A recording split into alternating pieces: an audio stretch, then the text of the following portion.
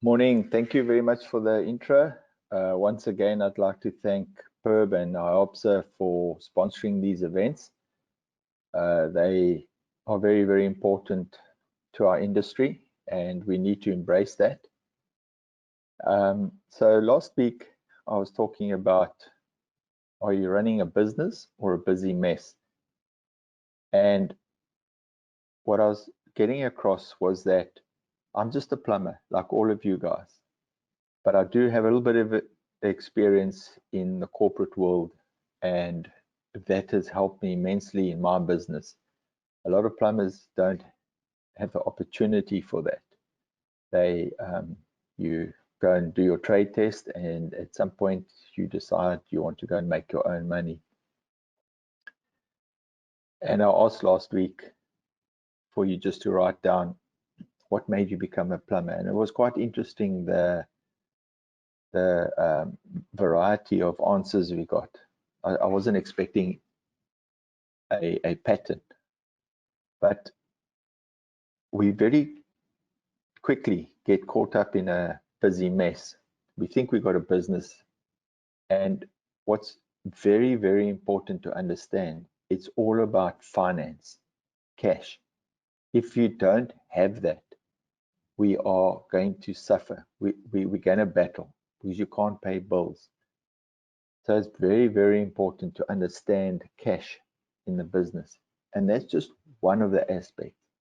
But whether we are running our little own one-man business or 2 vans or 3 vans, whatever it is, if you take a large corporate company like Vodacom, Coca-Cola, whatever, there's certain principles that are exactly the same.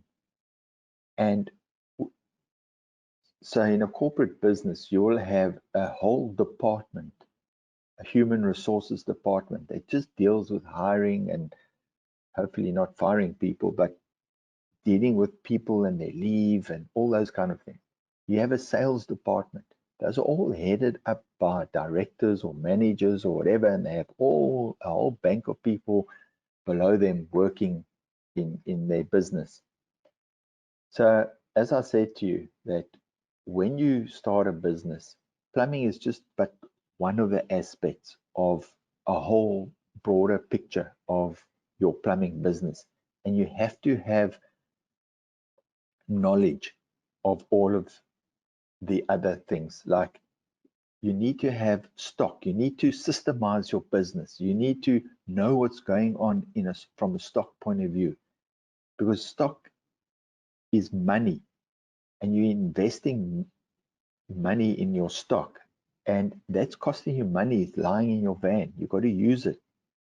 And your vehicles, your running costs of your vehicles, human resources.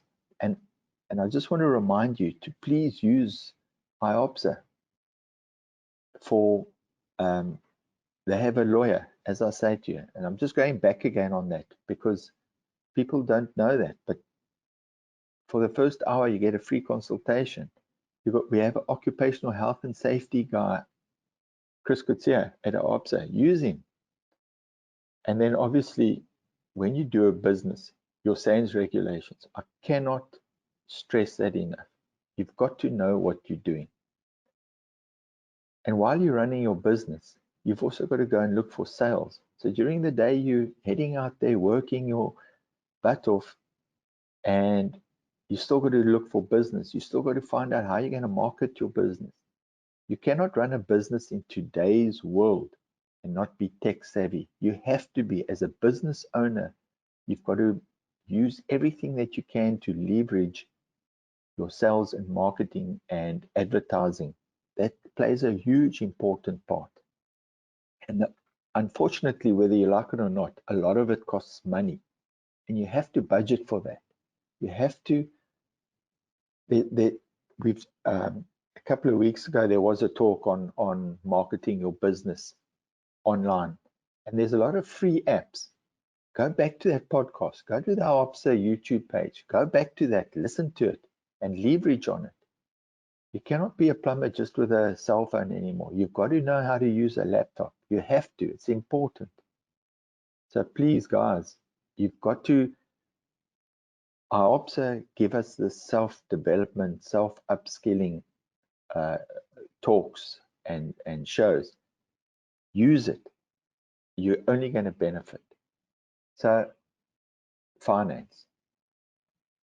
When you're starting a business and you've now worked for Joe Soap and you've now decided, I'm going to start my own business, there's a few things before you even start that, because you may be your mom and dad or your customers might tell you you're a fantastic plumber. I promise you guys, it does not mean you're going to be a fantastic business owner, because in the first 3 years, probably 95% of people who start their business are going to fail. That's just, it's not because you've done something wrong. That is just business. That is just the law out there, the law of the business jungle. But you need a few pointers. So anybody who's listening to this is thinking about going out into their own business, or anyone that's just started, understand something. Fixed capital. That is how much you need to start up. So you've got to go and work out how much you need to start up. Write down all those figures. And the total at the bottom is going to be very scary, but that's a start. And then you need to understand what working capital is, and that's financing your daily running costs of your business. What does it cost you? And remember something that I spoke about the other day as well, last week. You need to understand, you need to know how much it costs you to run your business. How much does it cost you to be in business? What is your hourly call-out rate? How much does it cost you to run your van per kilometer? If you don't know those, you're already on the back foot, because how can you know that what you're billing is covering your daily costs? Let's face it, we all start a business because we want to lead a good life. We want to have a nice house and we want to go on holidays and all of that. But without working out your fixed capital, your working capital, you will never get there. And if you don't know how much it costs you to run your business, even less so. And then there's other things that come into play as well that could cost you your business, like plumbing away and not following the regulations. And a year down the line, you get a knock at the door and you're given a summons because some development you did or whatever you did, you never did it according to the SAND standards. They're going to come back to somebody, and that's going to be you. You did the work. So make sure you know what you're doing.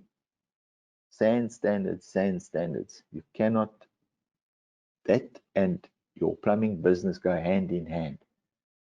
So please, guys, and the other thing that a lot of plumbers don't have is public liability insurance.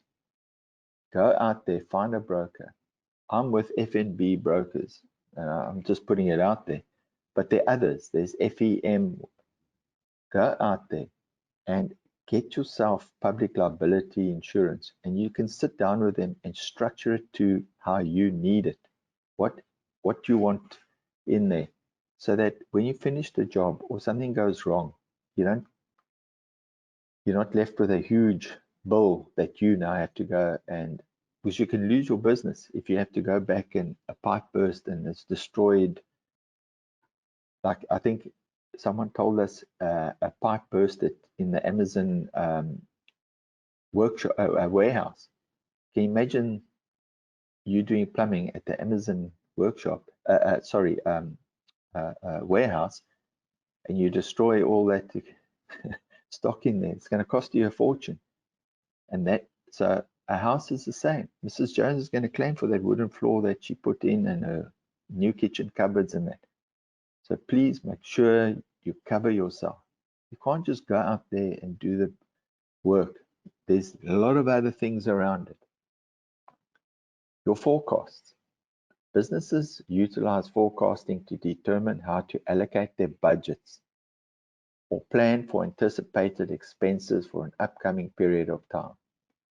So you know that from January to July, you've got to think of what turnover you've got to do. You've got to think, okay, hang on, I've got a van that needs servicing. I've got this expense coming up, I've got that expense coming up. Those are forecasts. You're forecasting is going to happen. Then you have your figures for that. Then you have your budget. Budget is basically a financial plan for a defined period, normally a year, that is known to greatly enhance the success of any financial undertaking. So you've got your forecast and you've got your budget. And budgets, everybody has a budget. I'm sure a lot of people should have, but don't have, just for their household. You need a budget. You can't just go and spend money. You look in your bank account and you see, 20 grand, and you just go off and spend. You can't, because that 20 grand is allocated already. It's going to salaries, it's going to petrol, it's going to insurances, it's going to your salary, it's going to your rent. And make sure that when you don't live out of your business. In other words, what I'm saying is, you don't just go and spend. You've got to allocate a salary for yourself, because the day comes that you need to go and access finance. They're going to say, so show us your salary slip, and you don't have a salary slip. They're not going to give you money. You can't say, I'm just living out of my business. No, well, that means nothing to the banks or the finance institutions. So make sure you allocate a salary to yourself. Turnover. I often hear people say, oh, gee, I did fantastic. I did 100,000 turnover. That's fantastic. But what of that is your net profit? How much are you actually putting in the bank? So profit and loss is you add up all your income for the month, which is your turnover. Take your turnover, you add up all your expenses for the month, and then you subtract that from your total income, and you'll get your profit and loss. So all your expenses out of that 100,000, everything, every single cent, and whatever's left over, including tax, whatever's left over is yours, whatever that is. So when you are starting a business, if you don't have fixed or working capital, if you haven't gone that way, I promise you, you are more than likely dead in the water. And remember something, guys, as hard as it sounds, there is no soft soaping business. There's no getting away from the facts in business. Business doesn't care about how nice you are, how nice you work, what a good plumber you are. Business doesn't care about that. It doesn't know about that. So a lot of you are going to be, as I said to you, those who were here last week, my first business venture into plumbing failed. And I was left with 35,000 Rand debt in 1986, 87, somewhere around there. That's a lot of money in those years. And I had to take a loan and I paid it back. Then I had a plumbing franchise. And then we had the 2008 financial crisis. You don't even want to know what that cost me. At least I walked away not owing anybody, but the potential of earning was huge. And then I joined a British company, listed PETA, and they went into administration 3 years later. And each time you've got to pick yourself up and keep going. So if you don't have fixed capital or working capital, it's going to hurt you. And remember something, that when you start a business, there's no guarantee you're going to have the best business in town. There's no guarantee about that. Remember a milk can. The farmer milks a cow. He fills a 25-liter urn. Just the very top, 2 or 3 liters is cream. The rest is just milk. Remember, the cream rises to the top, and it's not all cream. Business is exactly the same. It's a harsh environment. And there's no, as I say, there's no soft soaping business. It is what it is. So you can make your life a lot better, a lot easier by having capital. And unfortunately today, in today's world, to get capital to keep your businesses going is not easy. Unfortunately, there also comes a time that you've got to actually sit down and say, all right, this is not working. Sometimes you've got to actually make that decision that it's not working, and then decide where you're going to go from there. Remember, in life, you don't just have a plan A. You don't just wake up one morning and say, okay, I'm going to be my own boss, and off you go. You got to say, I'm going to be my own boss. However, down the line, if this doesn't work out, you've got to have an escape route. So please, guys, you've got to have a plan B. I've always had a plan B. And luckily, I had my plumbing. And so I went into the corporate world, as I've told you before. And I left and I've always come back to my plan B because I love it and I enjoy what I'm doing. So sometimes you actually got to sit down and say to yourself, this is not working. Right now, as I'm speaking, there are people getting ready to go to work to tell their workforce, sorry guys, but this is it. This is the end. This journey is over. It's not working. When I was an apprentice of construction, I was working for Mark Plumbing. Halfway through my apprenticeship, they said to us, we are closing Mark Plumbing down. It is not viable for us. We're not making money out of it. So it happens. That is business. And you must always have that plan B. Please, guys, don't just think that you're going to plumb away and you're going to rise to the top. Not all of us do. It's just that is how it is. But you need to understand that and know that, and it's okay with it. So unlike a corporate business, you're a business owner, but you're also the finance owner, the logistics manager. You're the operations manager, the stock controller, the health and safety manager. You can see here, you're everything. You even the secretary, you're the tea person in the office, you're the social media strategist, the customer service manager. You're everything. Even the IT manager, the email marketer, the debtors clerk, you're everything. Here's a few things. At the end, you can get it. I follow someone called the $1 Million Plumber. If something is going wrong in your plumbing business, it's your fault. 9.5 out of 10 times it is. Because you're doing something wrong or you don't have something.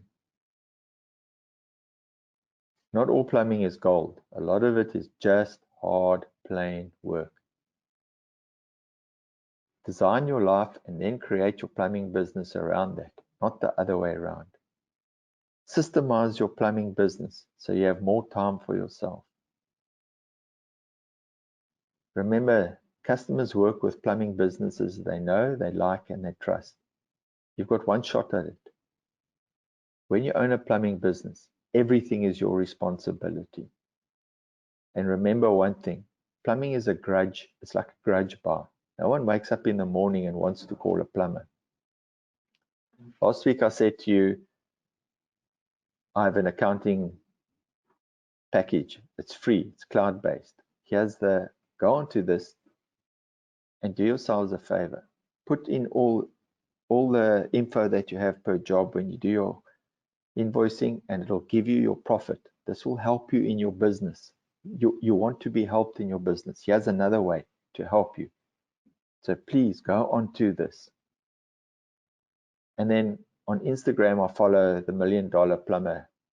Go onto his site and listen to a few of his podcasts. He's got podcasts as well. A lot of it makes sense. Some of it is not for us, but yeah.